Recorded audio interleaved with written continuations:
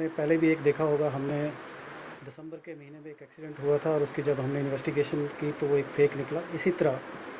29 जुलाई का वाक़ा है, एक एक्सीडेंट हुआ शिबनोत प्रेम नगर के पास।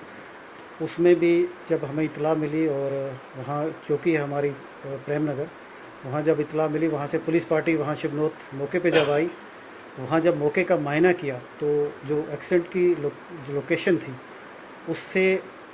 पता चला कि ये इसमें कुछ गड़बड़ हो सकती है, कुछ फेक है, ये रियल टाइप नहीं लगा हमें।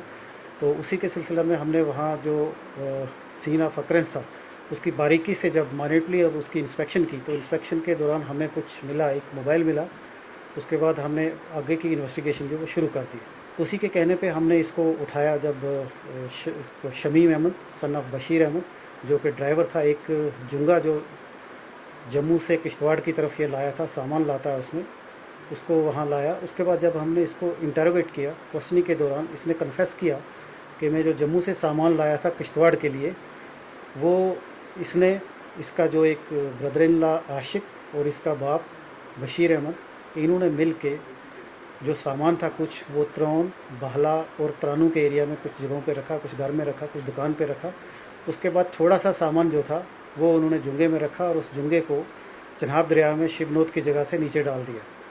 उसमें जब और इंटरोगेशन किया, जब हमें तीनों को उठाया, उनके कन्फेशन पर हमने जो बाकी सामान है